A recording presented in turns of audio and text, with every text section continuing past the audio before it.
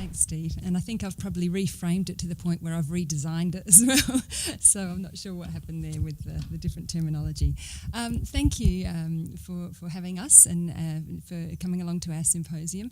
It's been a wonderful conference so far, and I'm thoroughly enjoying having made the long journey over here to have such a conference that's so focused and being able to get into some real depth of discussion on this topic. Okay, so I'm going to be talking about really some experimentation that I've been doing in my own practice and in some work that we've been doing in South Australia in particular with language teachers. So just to give you a little bit of an overview of the talk. I'm going to start by just providing a little bit of background for you, not too much, but just to give a sense of the context we're working in, to talk a little about the history of intercultural language learning as we refer to it in Australia, then to talk a little bit about our new curriculum for Australian schools and particularly the construct of what we're working with when we talk about intercultural language learning, and some of the implications for practice, or for assessment in particular, and then some examples, some experimentation. Like Adriana said, this is not being held up as best practice, but actual practice. And it raises many questions, but hopefully provides some insights into some ways forward. And just touching briefly on how we might rethink criteria for judging student learning in this area. And finally, some future directions.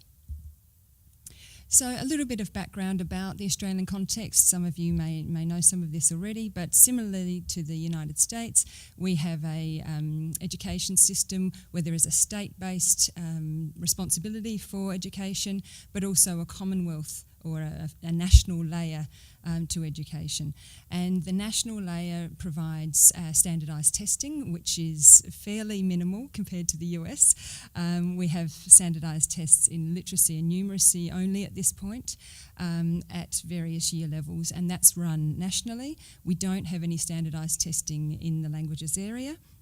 But it does provide a context where there is a great emphasis or an increasing emphasis on consistency of teacher judgment and reporting outcomes and standards and so on, or what I would perhaps question as to whether that's consistency or uniformity, but also very much a paradigm of accountability.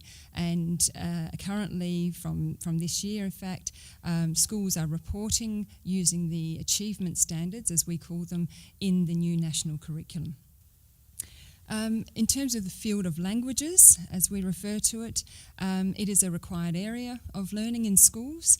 It's meant to be compulsory from foundation or prep through to year 8. This policy varies quite drastically across the states, although I must say with the new national curriculum that is kind of pulling some of the states into more of a shared position, so that nationally we do have a foundation to year 8 program. It's predominantly second language learner programs. We do have some background and heritage courses and so on, but the majority of programs are for second language learners, and we have multiple languages. We have something like 140 different languages taught across the schooling sector. However, at the national curriculum level, we have made the decision to develop 15 languages specifically, including, and this is a first for us, an Indigenous languages framework. And so because there are many Indigenous languages, there was a decision to develop a framework.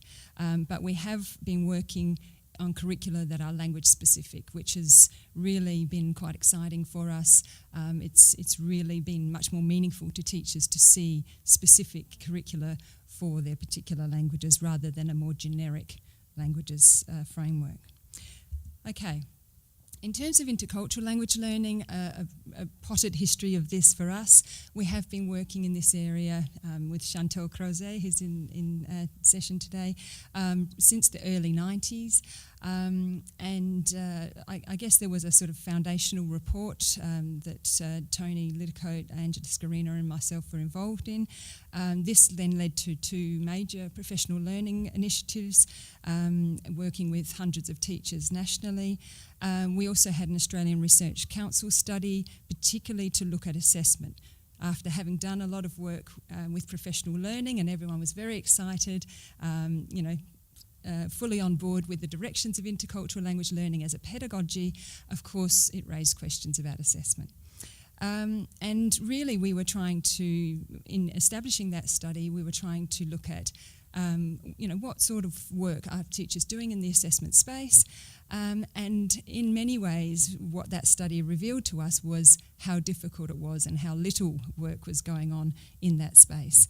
And in fact it sort of reaffirmed the dominance of this psychometric measurement paradigm, particularly influenced by the senior secondary syllabus, where at the state level there are common exams.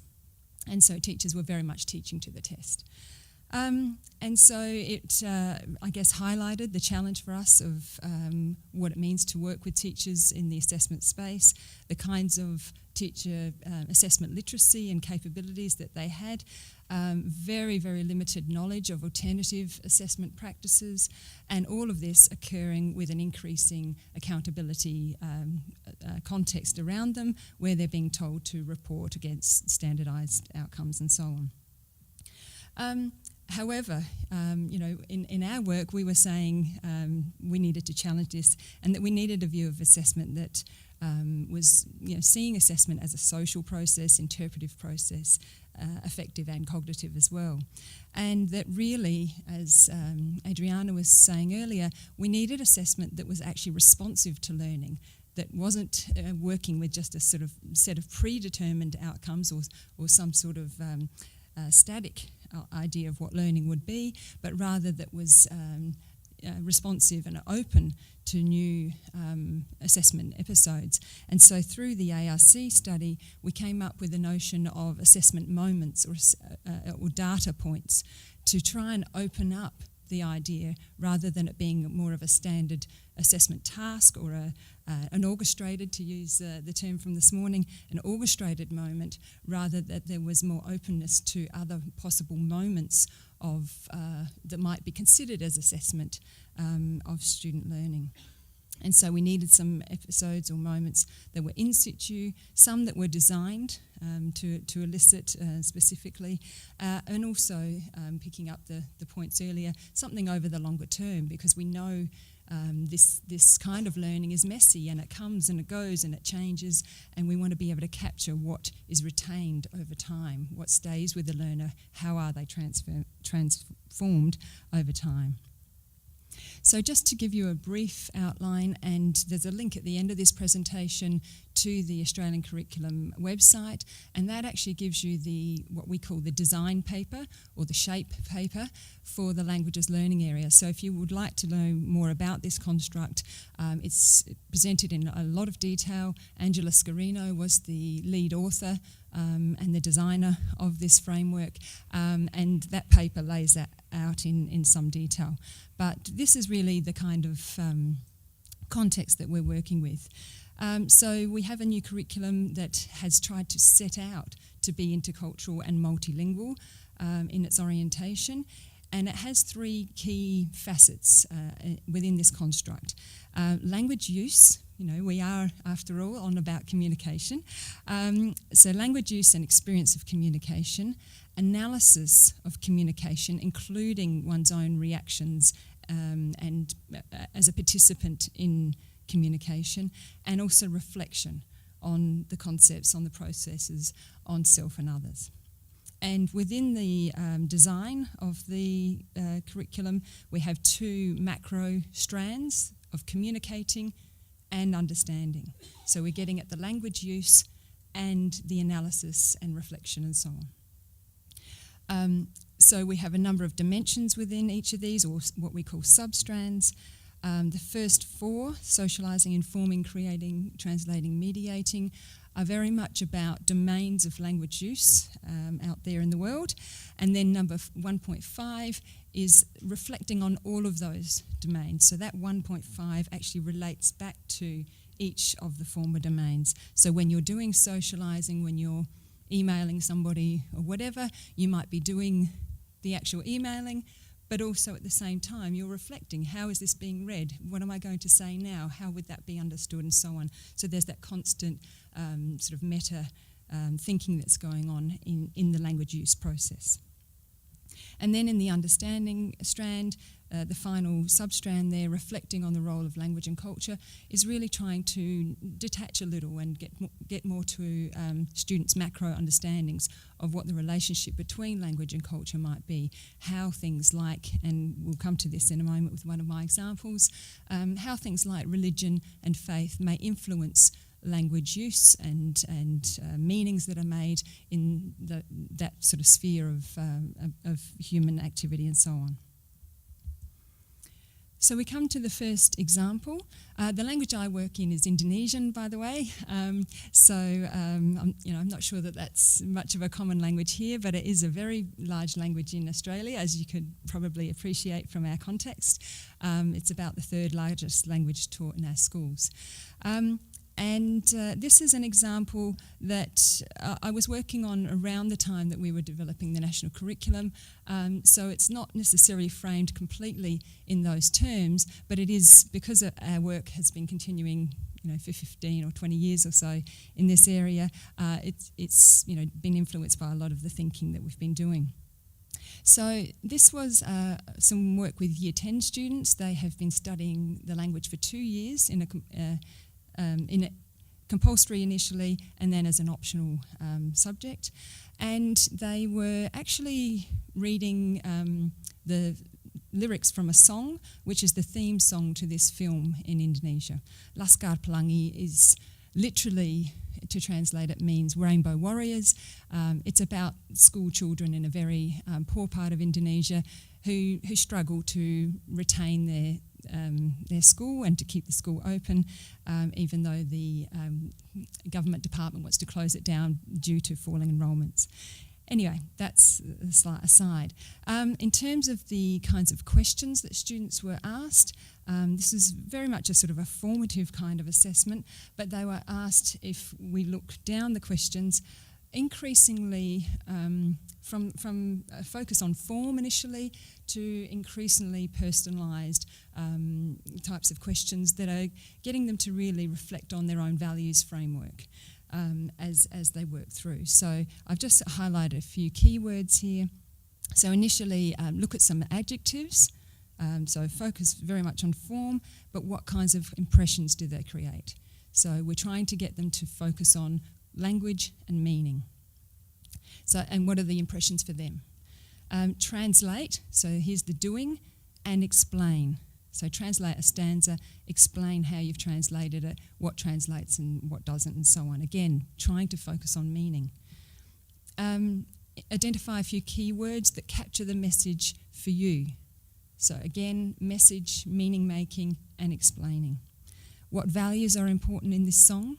So they're trying to now go deeper beyond the form into the meanings, the ideological meanings in the text. Do you relate to them? So it's inviting them in, personalising. Are there texts like this in your own culture? So we're now starting to decentre and reflect on their own culture. Similarities, we heard Fred talking about, often there's a focus on difference. Here we're trying to talk about similarities. And then the final posing of a question for them to think about their own perspective. What might this song have looked like had it been written in Australia? So what sort of national kind of context, but then very much a personal and individual, and how might that be different if you had written it? So that sense that not necessarily everyone will want to feel that they belong to the national perspective. So we see here an attempt to move through form, focusing very closely on language use. I didn't put up the words of the song, but if you had seen it, you'd understand how we went deeper and deeper in the layering of the meaning within the song lyrics. Okay, so that's an example of a task related to a particular text. This is an example of interaction, and a lot of the work I've been doing is around mediation and working with teachers on classroom discourse. And so if we apply an assessment lens to this, this is what I was talking about in terms of opening up some possibilities for what might count as assessment. And so I think interaction, you know, those moments where you see the light bulb go on or where you see the quizzical look on students' faces, these are moments of potential understanding and potential learning, and I think they do count as assessment. And so in this example, we have a number of Year 10 students again, different class, but they're watching some TV commercials from Indonesia. And this particular one, they've been watching one about chewing gum, and now they're watching one about some sort of face cleanser. And so I'll just read a little of the interaction and then come back to some points about it. So the teacher says, okay, so it's in English. So why do you think they're using English? Because probably the younger population know a lot more English than the older people, and this would be appealing to the younger people, being a cleanser. So just moving on from that, the younger people are more inclined to understand English. But how do you think that, would it be more cool because it's advertised in English, so it's a Western product? Okay, so it's a Western product, so what do you think, it would be more appealing? So what do you think that's telling us about Indonesian society? What do you think they would consider more powerful for the youth, whether it's an ad done in English or an ad done in Indonesian? They think like they're becoming more and more westernised, so it's more appealing because it's from somewhere else and it's not an Indonesian-based product. We've already seen that with the #1 in America. Yeah, like the Wrigley's ad, it says #1 in America. You wouldn't mention that on an Australian ad or a British one, or even possibly even most of the European countries. That it's #1 in America, you certainly wouldn't mention it in the Arab world. And this, of course, is some years ago, so before many of the recent events. Because it's westernised. So you're saying people are more influenced by the West to change their lifestyles? Yes, because it's from a completely different place. It's more appealing because it's foreign. Okay. So if we just go back and look at a couple of instances here. So we see that the teacher, and I've bolded her questioning, she's really, at this moment we were working on her trying to open up her pedagogy, trying to invite students to interpret and make their own meanings. So you see this repetition in her questioning. Why do you think? How do you think? What do you think? She's really trying to give them the space because she had been a very didactic teacher. She was only a few years out of Teachers College, and she was really trying to let go a little and allow them to have some interpretive space. And then we see the students' responses, and this is where I think there are the moments of learning. So Anna says it's more westernised, so it's more appealing. So this is her hypothesis as to what's going on in this commercial. And then Jim makes a connection. He connects back to the other advertisement they've been looking at. So you can see his kind of thinking. We've already seen this.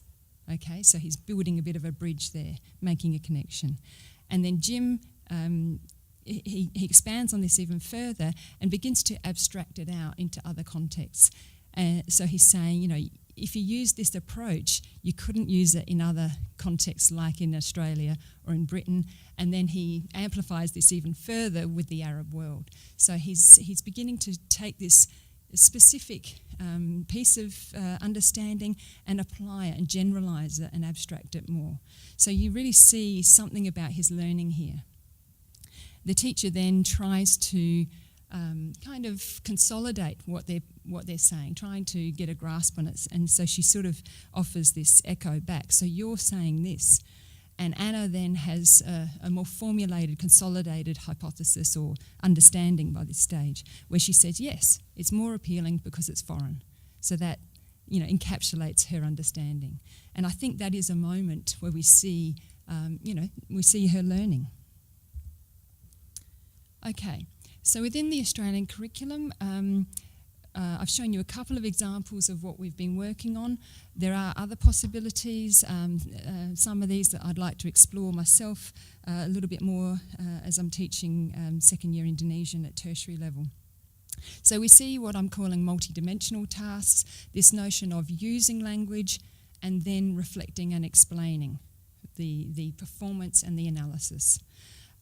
Recorded class interactions like the one I've shown you and discussions, written digital journals, e-journals, portfolios that capture that longitudinal kind of development, and think alouds, which is the place I want to start next with my own students, so getting them to actually do some of the language use, but doing a think aloud as they're doing it, so you can see the kind of thinking processes. Ethnographic interviews and experiences, and I'll show you one of these in a moment, but with a commentary. So again, the doing and the thinking and analysing and reflecting.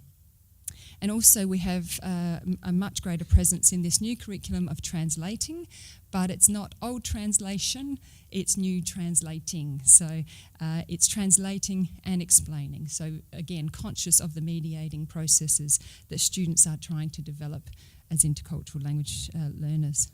So this principle of using, doing, and analysing, reflecting, explaining seems to be yielding something that the doing alone hasn't been giving us, because we're not seeing the thinking behind the doing.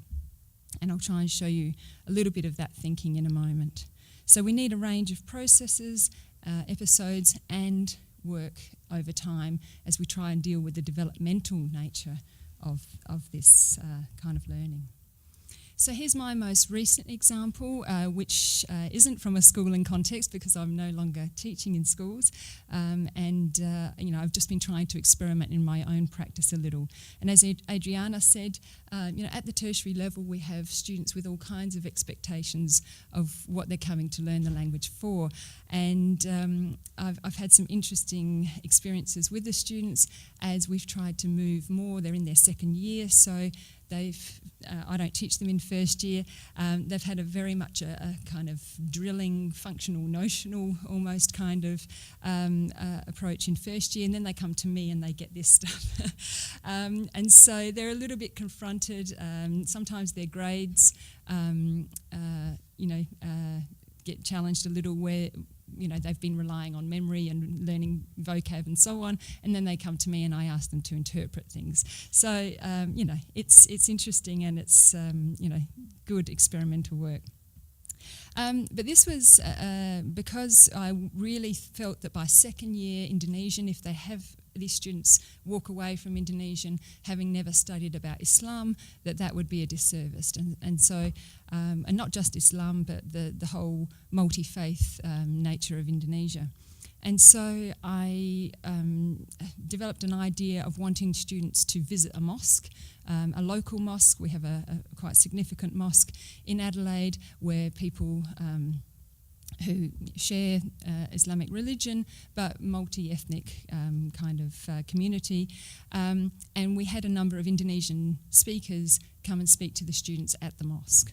And so we had this experiential kind of event, and then I wanted them, because we'd been doing a lot of work in class around understanding the different faiths, all of this in target language kind of work, but then I wanted it in this culminating experience, I wanted them to then apply and show me their language use, but also reflect on the experience and themselves in the process.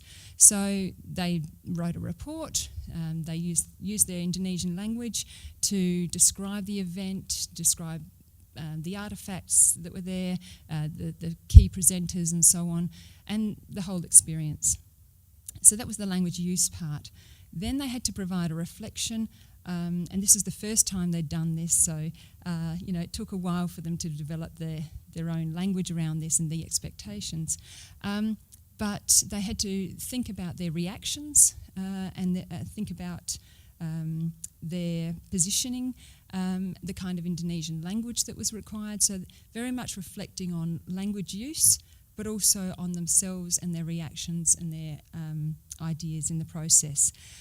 And I did attempt, rightly or wrongly, to develop some criteria for this task, because as we said, we're working in institutional contexts where we have to assign a grade and so on. It is a little tokenistic, it's only 5%, but it was really, it's their first attempt, so I was just trying to put it on the map, really, to say that this is something that we value in your learning. So the depth of knowledge of the topic, I wanted to see, do they understand, do they have some factual information and ideas around what faith is and Islam in particular. They had to be able to use Indonesian to write. They had to write a report, so there's the language use component, and then their ability to reflect on language use and their own situatedness. And so I just wanted to share with you a bit of a sense of the kinds of reflections that I got through the second part of this task. So I'll read for you. So the first response: the language used when discussing these topics has its own specific terms, with multiple words for praying and prayer, and of course the concept of halal, which doesn't exist outside of religion. As someone who claims no faith, I'm always uncomfortable discussing such topics because of the potential sensitive issues involved. It's difficult to explain to someone who lives in a country where religion is part of everyday life that I myself don't believe in a God. I don't really like talking religion in any setting, even though it's an important part of Indonesia. So we see here kind of what sits behind the language use is this student's grappling, this struggle, and it's a struggle I share myself, and perhaps this is why I set up the entire experience. But as someone who is, essentially an atheist, as a learner of a language where there is, multi-faith influence, you have to grapple with that. It puts you in positions where it's very awkward. One of the things people will ask you is what religion you are. And so, do you lie or do you bend the truth? Do you, what do? Do you say the truth and then deal with that? So, you can see that she's written her report, she's come along to the experience, but underneath it presents a conundrum for her. And this continues with one of the other students. I found in writing this extremely difficult, as I've wanted to find words in Indonesian that I have difficulty describing in English. For example, my writing about Qibla and Mihrab feels clunky, but it would just, they're terms to do with the mosque and, if people don't know, the direction of Mecca, so that you know which direction to pray in and so on. It feels clunky, but it would have just been awkward it would be just as awkward in English. Not wanting to simply translate from English, I've struggled to put the sentences together in a way that flows. However, this also reflects my feelings on the subject, as most of my ideas and impressions conflict with what I've learned and experienced elsewhere. So again, we see this conflict that's going on underneath the language use, the dilemma, the difficulty, the awkwardness. Again, if I had just looked at the language use, I would have seen a nice rosy picture of someone trying to use the Indonesian, lovely, grammatically good and all the rest of it, but not this sense of the identity, the person that's changing through this process. And apologies for the length of this one, but I just couldn't cut it because it's so good. So this final student says, the answers the speakers gave at the mosque were quite different to what I was expecting. They didn't see zakat as a tax. This is the money, the compulsory money that everyone in Indonesia is required to pay in order to distribute money to the poor and so on. But they saw it as necessary, which I thought was weird, considering people of all religions in Indonesia must pay the Islamic tax. Religion doesn't play an overly important role in my own life, although I do associate with Christian holidays such as Christmas and Easter. I've never been baptised nor gone to church of my own accord. I believe this type of subtle Christianity is present in many Australians who describe themselves as atheists. I found it weird that Islamic Indonesians learn to read Arabic script of the Quran, but many cannot understand it. The Arabic language is very important for understanding Islam in Indonesia. The experience required me to understand and use many Arabic-influenced Indonesian words such as Allah, Ta'at, Haji, Mudit, and so on. It represents the importance of Arabic language for Indonesian Islam because Islam was received from the Middle East. However, it is important to note that the speakers also used other Arabic words when talking about qualities such as ayh, abad, nasib, as these are important parts of the Islamic religion and thus influence the Indonesian language. They also used English words when we had difficulty understanding. While challenging, I enjoyed discussing Islam in Indonesian much more. As to learn about their religion, I feel that the language must also be understood as language and culture coexist. So you can see here very close attention and noticing, observing of language and the language and culture connection. But also these feelings of what I was expecting, what I found, the awkwardness, the weirdness of that, and as she's coming to terms with her sense of what was she was expecting from the experience of visiting a mosque and the reality of that. So just to touch briefly on criteria, and then I'll finish. I think we need to rethink criteria and what we see as valuable in learning. We have our traditional fluency and accuracy and so on, but I'd like to offer some others here, and this again builds on some of the work with Angela and Tony that we've been doing. And so knowledge of the target language and culture and the interplay of those systems, so like the student we've just seen who in her commentary was explaining, you've got to understand this to understand this. She has developed that meta-awareness. The capability to navigate interaction, manage variability, what do I do in these different situations where it wasn't what I expected and so on, make ethical choices, which we haven't talked a lot about, but also to give reasons and explain decisions. Skills in analysing and interpreting, making connections like our student did with the chewing gum. He's building those connections across his learning experiences. And the ability to abstract and theorise. So going from the particular instance to a much bigger picture and understanding about the nature of language and culture and of self and identity and so on. And from the descriptive to the conceptual, we've been doing a lot of work trying to get teachers to reframe programs from topic-based approaches to more concept-oriented approaches. But that's another presentation.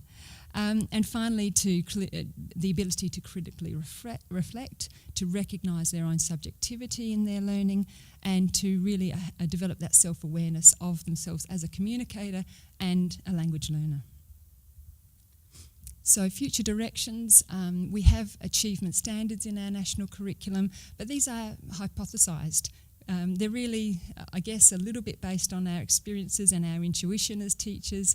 However, I think we need to develop more of a substantive empirical base for what is actual learning, what is going on out there in classrooms, in those conversations and so on.